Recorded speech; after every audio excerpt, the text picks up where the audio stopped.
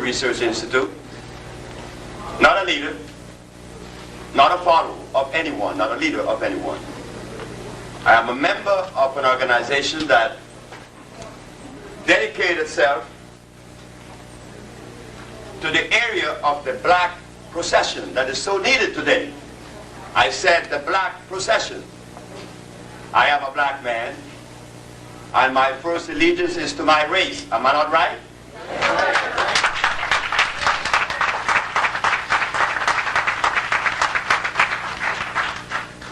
Chinese first allegiance is to himself and the Chinese race. The Caucasian to the Caucasian race. It's consistent. Nobody's wrong, nobody's right. We're consistent with the cosmic procession. The black man was placed in Africa, the Eskimos in Alaska, the Europeans in Europe, and we all had our duty to this planet, to the existence of this planet. But as for ourselves, I cannot talk for the Caucasian or the Chinese or the Eskimo. I could only talk about my race because that's the only thing I know. I know no other entity or race or people or philosophy. I didn't go to school because it wasn't necessary. I came from a people that didn't invent school because school was unnecessary. Today with the schools, we are sick. Yesterday without the school, we were healthy.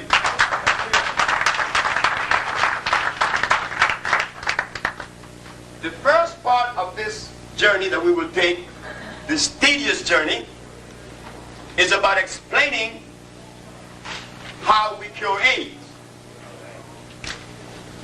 Is that how Sebi cure AIDS? Am I your brother? Yes. So if Sebi or the Usual Research Institute cure AIDS, who cure AIDS? The black race or Sebi? It is the black race. When the Chinaman does something in China, there isn't one single Chinese that is singled out to say, he is the man that did it. It's the Chinese people. When the Arab does certain things, the Arabs. When the Caucasian, the Caucasian. But with me, it is Sebi. It divorced me from you. I am a sum total of the black race. Am I not? Am I not? Yes. I am you standing here. So what is wrong? I am you.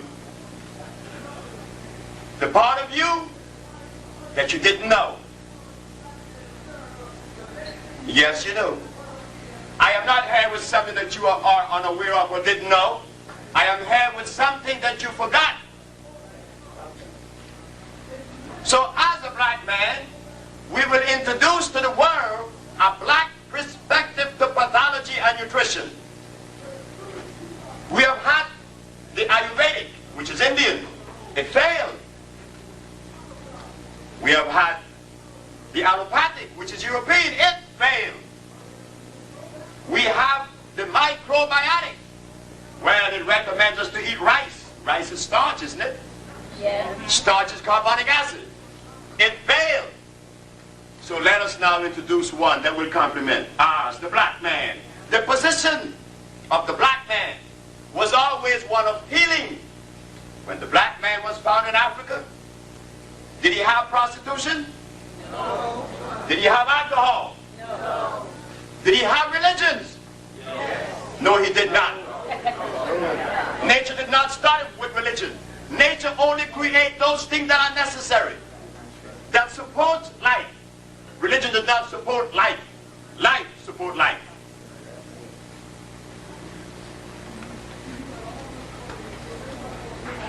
Did we wear clothes? No, we didn't wear any clothes. It was a statement that we were making. But the statement was misunderstood by the foreigners. The visitors said we were naked. And we believed it. They said we were naked. Could you imagine a man standing here without no clothes? Since creation? How old is creation, ladies and gentlemen? Nobody knows. But since creation, we lived in the forests of Africa without no clothes. And one day some strangers came and said, you are naked.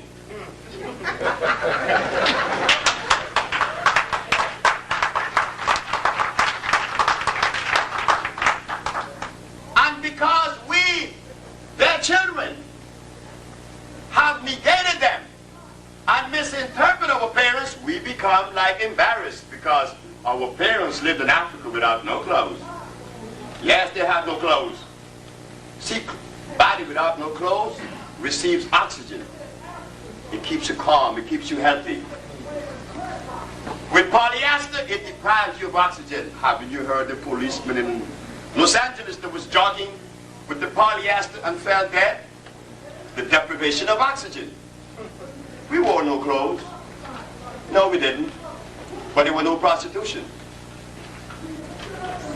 You see? And when our parents ate, they ate from the tree.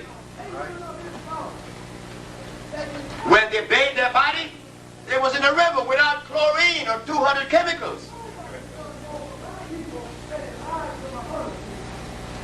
And they were savages. No. A man that ate the freshest food in the world and bathed in the cleanest river was a savage. Well, let us take a journey, because I am the son of the savage. I am her child.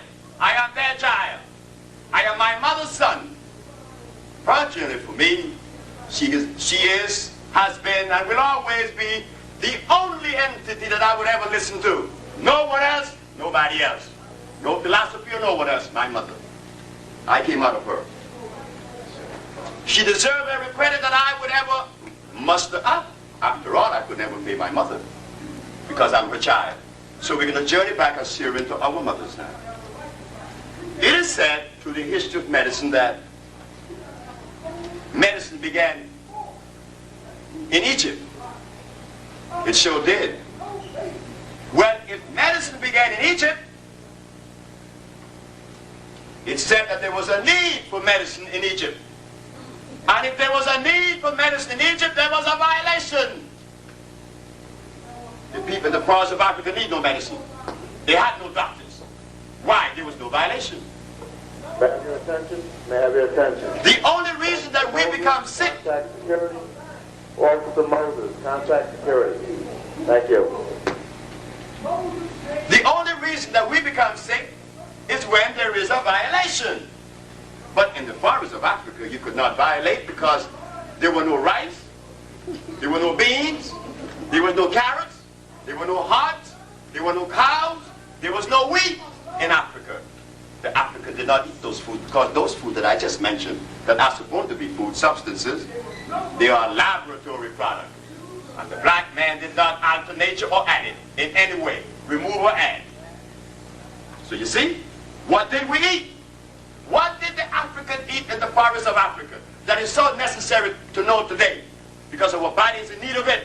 We are sick. But the anthropologists that came to us, the archaeologists, the paleontologists, the historians, they didn't talk about what our parents ate. What did they talk about? I don't know. Whatever they talked about was of no consequence because now we are sicker than we ever been. But we read all those books. Well, I read no book. So we're going to journey now on a natural perspective, a natural canoe. Since medicine did not begin in the jungles of Africa, and it began in Egypt, we know that there were violations. Hippocrates came years later and brought the science and established the science of the medical science today. Hippocrates in 365 BC. He used herbs too. The question should be asked now, why isn't the physician using herbs today? If Hippocrates was the father of medicine. So we find that instead of us understanding, we criticize, like the Usha Institute has been criticized. Well, our parents does not allow us to criticize them. It is time to look at them and worship them, follow them. I stand in front of you today about to give you a lecture on how to cure AIDS and why AIDS exists. Well, that's good and fine. But when I leave from here, what next? You know, like you take a book and you read it, and you put it back on the shelf, it has no more use. You read the book, it cost you $50. Now what you going to do? You learn something? What did we learn? What are we going to learn this evening? Because this evening is about the family, not about how to cure AIDS. You know why? It takes a second. Like I said to you, I came to you with something that you already know, but you forgot. It's about the family that is so divided. The disease, we talk of AIDS. AIDS is not the disease. It's that rice, and that sugar, that salt, that meat, that cow meat, that carrot. The carrot that you guys jump on. I gave a lecture at the WNIB about carrots, and everybody said that I was crazy. But it is fine. It is good. Because the herbs have helped me to understand, to be somewhat patient. The herb teaches that. You see, the herb shows me that when people goes to sleep, some wakes up a little bit earlier than the others. That's natural. If 10 people go to sleep,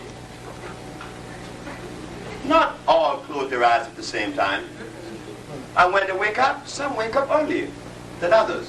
But the mistake that is being made with us today is that those of us that are yawning, we want to go and wake the other one that wants to wake up at 7 because we're up at 5. You see? You leave him sleep because sleep is necessary.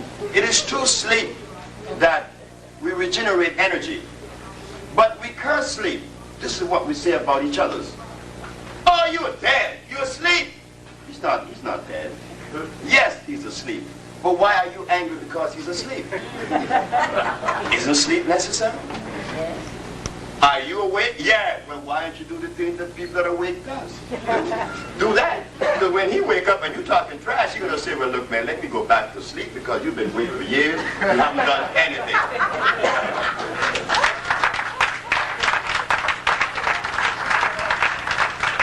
I am not awakened yet. I'm still yawning. Because I was fortunate to find a perspective that came from our mother, through my mother, and through the help of many, many, many other people, much wiser than me because I'm not wise. Because you heard me say I didn't go to school. And to be wise, you have to go to school. Yes, you do. Because if it wasn't that way, then there would not be any schools, right? But I'm not wise. I just happen to get information in my head that is equitable and complementary. I learned that no one is wrong, and that there's no right, there's no wrong, there's no up, there's no down, there's no superior, no inferior. That doesn't exist. So now we're going to go back to AIDS, right? Because that's why you came. You came because of AIDS. Well, what's the difference with AIDS and pneumonia? What's the difference with AIDS and TB? There is no difference. I should know that. Remember, I was arrested and charged with practicing medicine without a license. You stood by and watched them arrest me. Because you were a little bit more asleep, you didn't get up and say, well, holy, he's defending our mother. Let us go see how we could help this institute. But no, the institute, I especially was arrested and charged with practicing medicine without a license because I said what? I cure AIDS, blindness, diabetes, lupus, herpes, sickle cell. It sounds fantastic. It sounds gross. It sounds like it is impossible. Sure, it is impossible because we forgot our mother and we have been entertaining the Western medicine. Western medicine said that there's no cure for any disease. Didn't we believe it? They also told us that sickle cell is the result of God giving us sickle cell to fight malaria. You mean to tell me that God loves us that much? You mean to tell me that God gave us sickle cell to fight malaria? Gave us a disease to fight another one? How does that sound to you? It is crazy. Sure, I know you guys are wiser than me. Of course you are. Because you are more than I am. I'm only one. And everything I got it from you because I didn't go to school. I grew up in Louisiana with brothers in the pool hall. Niggers, as they call us then. But I'm one. But those niggers, you what they helped me to put together. The vocabulary, the consistency, the organization I got from those niggas in those pool halls. So we begin now. They told us that disease is the result of germ, virus, or bacteria. Am I right? Who said that? The Caucasian again. But how do you know that's true? Have we done any research independent to that of the European? He done his research. Fine. The Japanese did his. Good. But what about my mama? My mama needs representation too, isn't it? I want to hear what my mama have to say. When my mama said that there's no such thing as a germ, a virus, or a bacteria. What did you say, Dr. Sebi? This is in court. This is the Supreme Court of the United States. The judge said, what did you say? I said, there is no such thing as a germ, a virus, or a bacteria. Then what is it? I said, man, it is a microbe that is generated in the body when erosion begins. So you see, explain that. I said, very simple. If I take a very healthy human being and lay them on this table and not move them for a month, when I raise them, what are they going to have on their back? A bed sore. And inside that bed sore would be some little worms, isn't it? Sure. But where did the worms come from and where were they birthed? In the man himself. Ah, but why the bed sore? You didn't move that person. That part of him was lacking of oxygen. You never see bed sore on the top of the person. You see them on the bottom. The deprivation of oxygen causes all disease. The big mystery. You see how quick you learn that? Every disease that is manifested is caused by the deprivation of oxygen. You have it with a very healthy man. Lay him down and unmove him. You will get a bed sore. I said, Your Honor, if I take a potato, place it inside of an oxygen-free vesicle, a vessel, 14 days later, you begin to see it break down. And then you see little worms coming out of the potato. Where did the worms come from? From across the street that invaded your potato? Or from inside the potato? From inside the potato. So when they talk about this virus, you think that it was something that you inhale in the air. No, because we were misled. The information that we all have had sitting in our heads came from who? Who told us that carrots were good? Was it our mother? No. So when I say that carrots is no good, why should you get angry with me? You should be happy. But WLIB was not too happy. You see? They were angry. And all the health enthusiasts and the health promoters was offering us carrot juice for vitamin A. But there is nowhere in your body you have vitamin A to use that carrot. So therefore, assimilation is impossible. We go back again to the virus. Then they said, well, we threw out virus, right? Now we go to germ.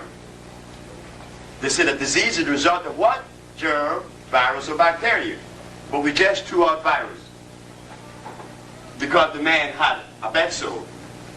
And he got it because of what? Not moving him. His body was being deprived of oxygen. Now we go internal. When those cells cease to receive oxygen, they break down. And depending where the erosion is taking place, what disease you will have. If the erosion is in the nostril, it is what? Sinusitis. If it's in the bronchial tubes, it's bronchitis. If it's on the lung, it's pneumonia.